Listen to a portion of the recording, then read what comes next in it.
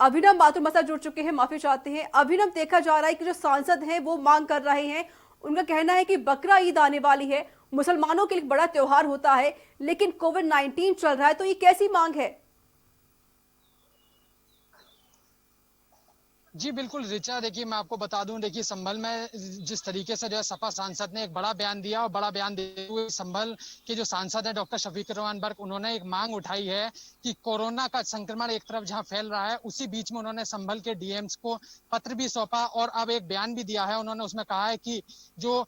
देश के जो मुसलमान हैं उनके लिए मस्जिद खोलने की मांग उठाई है, क्योंकि उनका कहना है कि बकरा ईद एक अहम त्योहार मुसलमानों का है और उसके लिए मस्जिद खोली जानी चाहिए। और उससे ज्यादा एक महत्वपूर्ण बयान में बात यह कही है कि मुसलमान अगर इकट्ठे होकर अगर मस्जिदों में नमाज पढ़ेंगे तो नमाज पढ़ने पर कोरोना का खात्मा होगा, यानी कोरोना भागेगा। यानी देश के एक तरफ एनसीपी प्रमुख नेता जो कि शरद पवार हैं, वो एक तरफ ये कहते हैं कि राम मंदिर का अगर जो है बनेगा तो क्या कुछ लोग सोचते हैं कि कोरोना का खात्मा हो जाएगा। वहीं दूसरी तरफ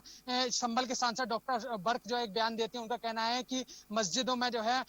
मुसलमानों के नमाज पढ़ने से जो है कोरोना का खात्मा होगा। तो एक संभल के सांसद ने इस तरीके से जो ये बड़ा और अहम बयान दिया है, जिसको लेकर अब अगर कहा जाए कि मंदिर और मस्जिद को की दहलीज से जो है अब कोरोना पर सियासत शुरू हो गई है, तो कहीं इसमें कोई कमी नहीं होगी। जी अभिनव, सियासत हो क्यों रही है? क्यों उनको भगवान के साथ जोड़ा जा रहा है, अल्लाह के साथ जोड़ा जा रहा है?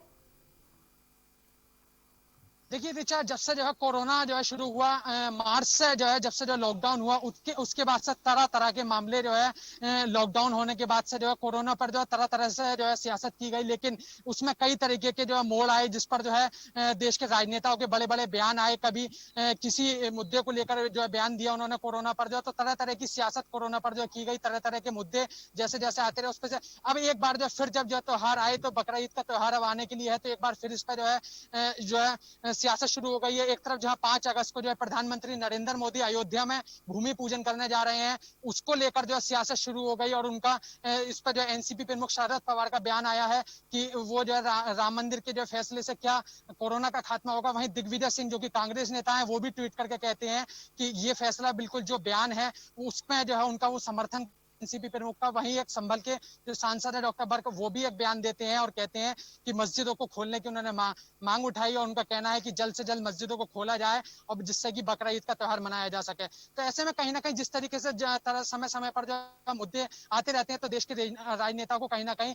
इस पर जो सियासत करने का जो मौका मिलता है बयान देकर। लेकिन एक बड़ी गंभीर बात यह है कि जिस समय जो देश जो पूरी कोरोना महामारी के जो संकट से जूझ रहा है, ऐसे समय में राजनेताओं के लगातार जिस तरीके से बयान आ रहे हैं, तो कहीं ना कहीं एक बड़े दुख की बात है कि जिस समय देश को एक जो है एक बिल्कुल एक प्लेटफॉर्म पर खड़े होकर जो है देश के एक साथ होना चाहिए, महामारी से निपटने के लिए रास्ते निकालने चाहिए, ऐसे समय में कहीं ना कहीं खड़े होकर सभी लोग सियासत करते नजर आ रहे हैं। जी लेकिन अब इस तरीके से जो मांग की जा रही है कि बकरा ईद आ रही है, लोग बाहर निकलते हैं, त्योहार मनाते हैं, लेकिन अगर आप त्योहार बाहर मनाते हैं तो ऑब्वियसली कि आपको कोविड-19 हो सकता है, आपको वायरस फैल सकता है, लेकिन सपा नेता ये क्यों नहीं समझ पा रहे हैं?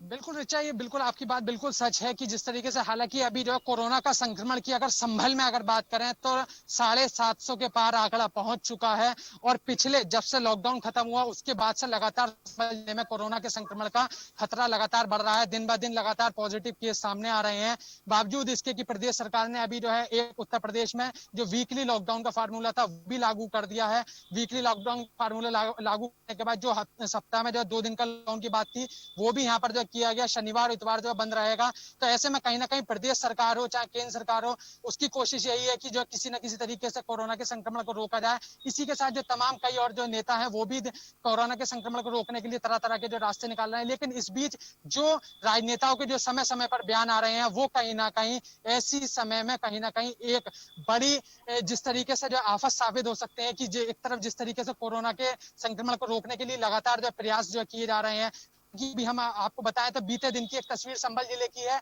संभल जिले का जो कोविड-19 हॉस्पिटल है, बेमन जयरा पब्लिक स्कूल में जो कोविड-19 हॉस्पिटल है, उसमें एक डॉक्टर नीरज शर्मा ने एक बड़ी अच्छी पहल की, जहां उन्होंने जो कोरोना संक्रमित मरीज था जो कि गायक वहां पर पहुंचा था आइसोलेट होने के लिए, उन्होंने उसकी जो कला थी उसका फायदा उठाते हुए जो मरीज थे, जो तनाव में मरीज रह रहे थे कोविड-19 हॉस्पिटल में, उनको तनाव मुक्त करने के लिए देशभक्ति गीत उस कलाकार के द्वारा सुनवाए, और पूरे जो आइसोलेट सेपरेट जो भी जो है मरीज वहां पर हो रखे थे, तो उन सबको जो है लगातार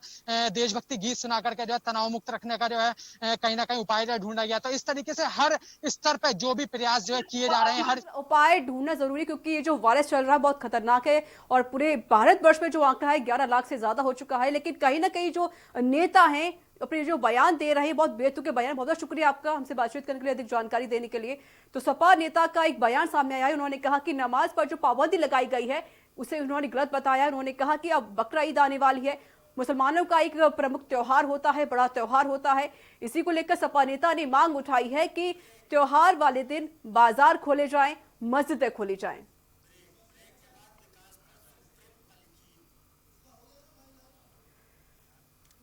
और यहां वक्त एक छोटे से ब्रेक का हो चला है, ब्रेक के बाद